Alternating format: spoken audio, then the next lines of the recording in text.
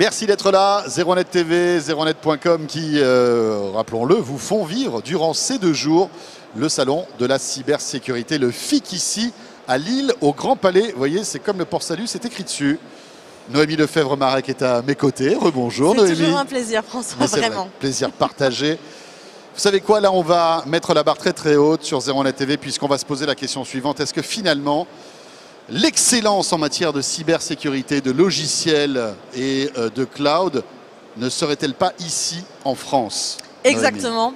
Et pour parler de ce thème, faire de la France un leader de la cybersécurité, j'ai le plaisir d'accueillir sur ce plateau Jean-Noël de Galzin. Vous êtes le président d'Exatrust.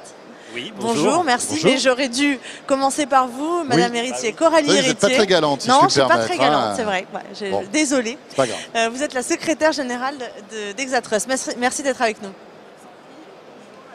Merci. Alors, Exatrust, vous connaissez très bien. Permettez-nous de moins connaître Exatrust. C'est pour ça qu'on aimerait vous poser la question. Je ne sais pas qui va parler en premier, mais qui pourrait nous présenter Exatrust? Écoutez, Exatrust, quand vous disiez l'excellence de la cybersécurité française, Exatrust, c'est sa vocation première. On a été créé il y a 3 ans. On s'est rassemblé un certain nombre de PME de la cybersécurité pour finalement être plus forts ensemble, pour pouvoir adresser les grands comptes, pour pouvoir adresser le secteur public, l'administration, parce qu'on a des pépites de la cybersécurité au sein d'Exatrust et on s'est dit qu'on pouvait faire un mouvement vers plus de communication pour être plus visible et surtout proposer un panel de solutions. Aujourd'hui, vous voyez dans ce grand palais, on a écrit Exatrust 360 degrés. C'est les 360 degrés de la cybersécurité. Ce sont toutes les offres de la cybersécurité qu'on peut trouver au sein d'Exatrust. Jean-Noël, c'est plus on est nombreux, plus on est fort, c'est ça?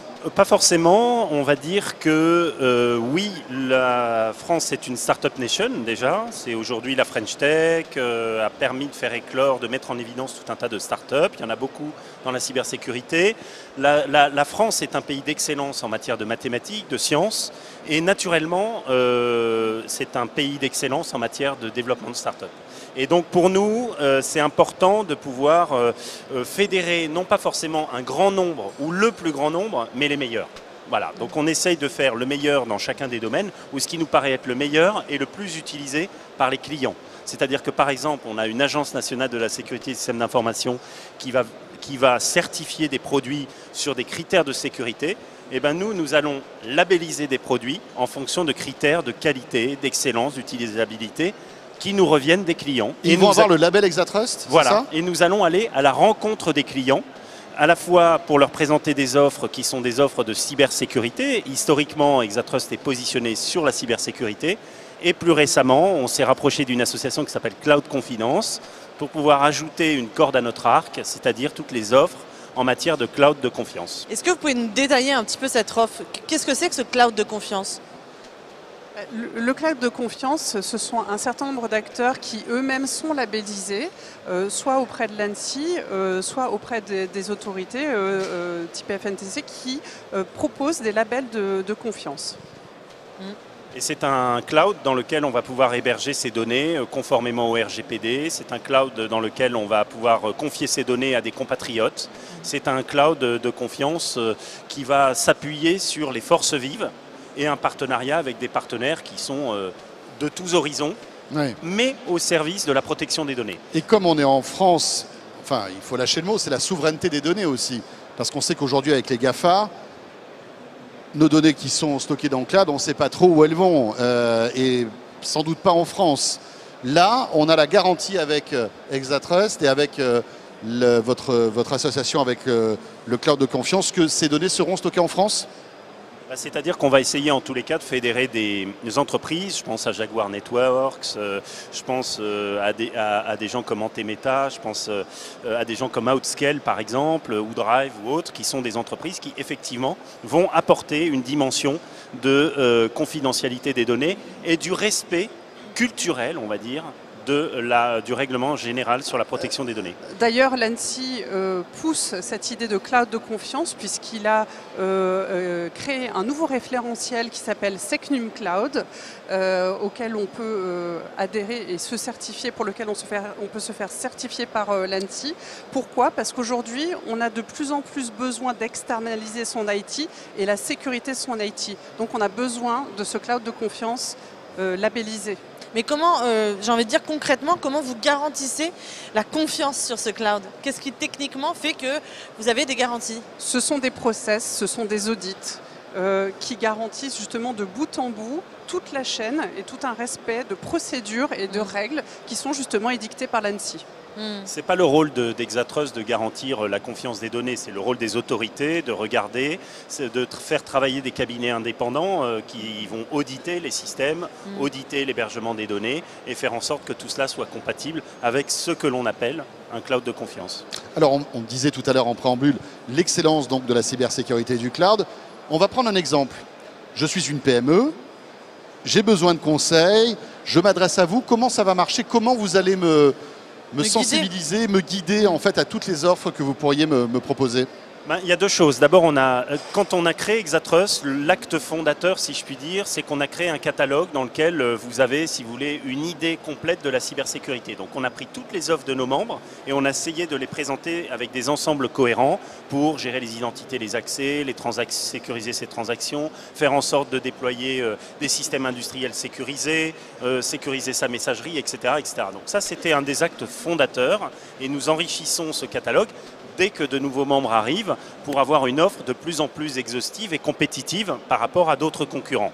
Ensuite, de temps en temps, on va faire le lien entre ce qui nous paraît être le besoin des entreprises, notamment les petites entreprises, les ETI, ceux qui ont moins de moyens ou de compétences à consacrer au déploiement d'une politique de sécurité, et on va leur proposer une offre qui nous paraît adaptée à un moment donné, un coup de pouce si vous voulez.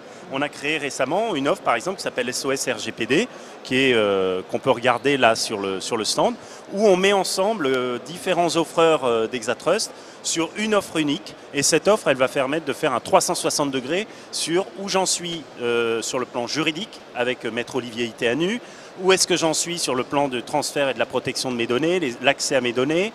J'en profite pour faire un petit diagnostic de l'état de ma cybersécurité.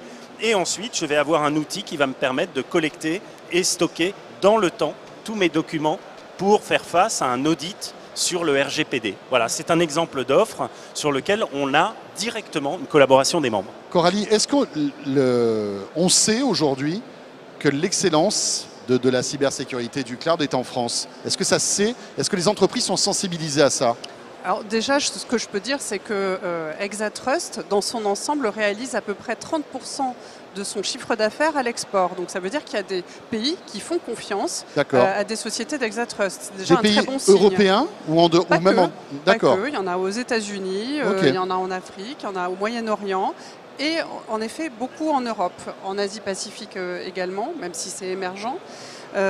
Je voudrais rajouter quelque chose par rapport aux PME et aux ETI. On est très conscient chez Exatrust que la réglementation aujourd'hui, elle a permis de favoriser l'expansion de la cybersécurité, mais surtout auprès des grands comptes et des administrations.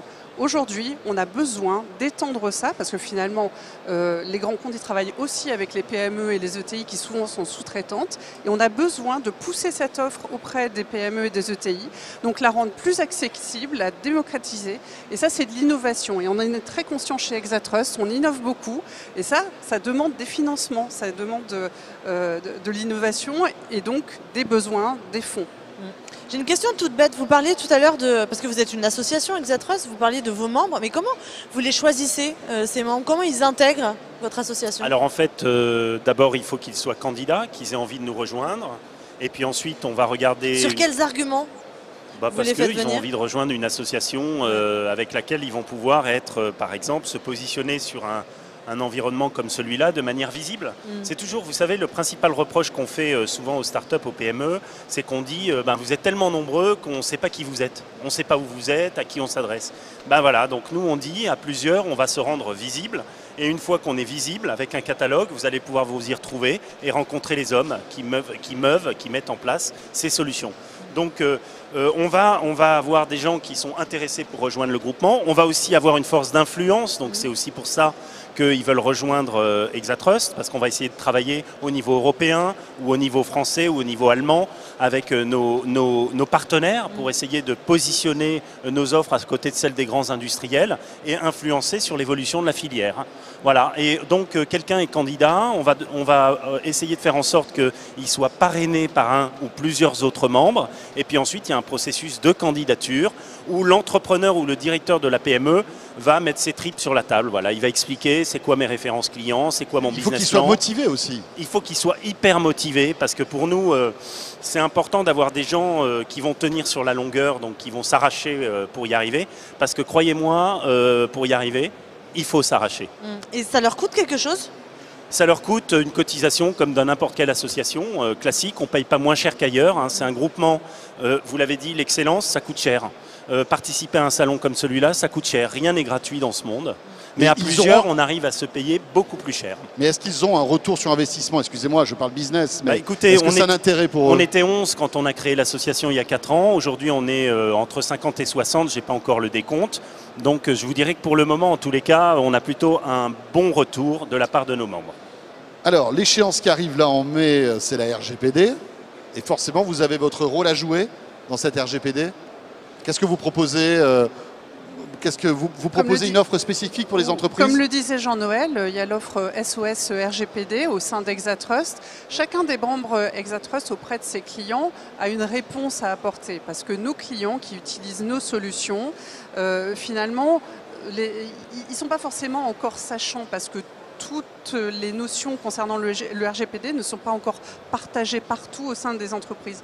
Donc nous, les entreprises d'Exatrust, auprès de nos clients, nous leur donnons des réponses précises en fonction des outils qu'ils utilisent déjà avec nous. Et on leur explique comment vous pouvez les utiliser pour être compliant, conforme au RGPD.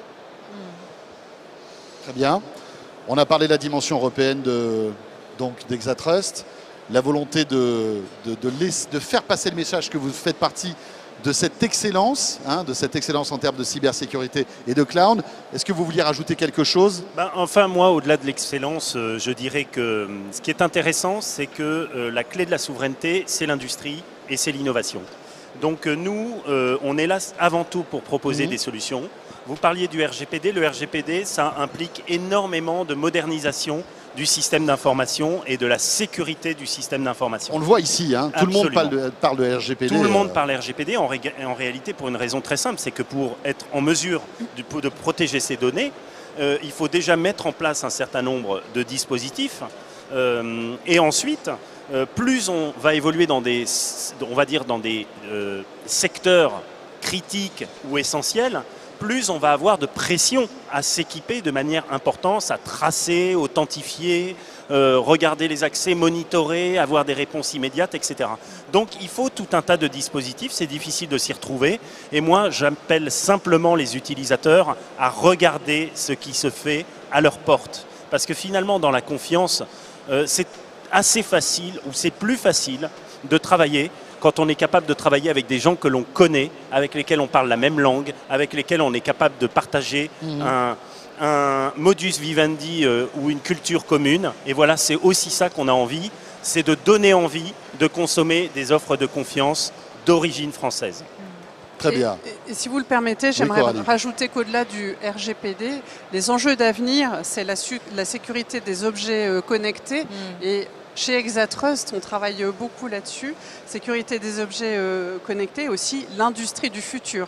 Voilà, les systèmes de production qui eux aussi deviennent connectés et ont tous besoin de sécurité et des solutions d'Exatrust. On vous souhaite encore plein d'associés et plein de bonnes choses pour cette année 2018 et plein de clients, bien sûr. Merci à Coralie Héritier et à Jean-Noël de Galzin. Merci à vous deux. Merci à vous deux. Merci beaucoup. Merci. Cette journée concernant le FIC est pratiquement terminée. On vous donne rendez-vous tout à l'heure à 18 h ici même sur le plateau télé du FIC de 01net TV pour un grand live, hein, Noémie, avec Jérôme Colombin qui sera là, à ma place. où on va parler évidemment de cybersécurité et cette fois-ci peut-être avec un prisme plus grand public, c'est normal. Et on se retrouvera demain pour cette deuxième journée du FIC avec encore une fois quelques problématiques en termes de cybersécurité qu'on abordera ensemble. Merci François pour cette journée. Merci Et moi, je Noémie. vous retrouve demain avec Jérôme Colombin. Très bonne journée.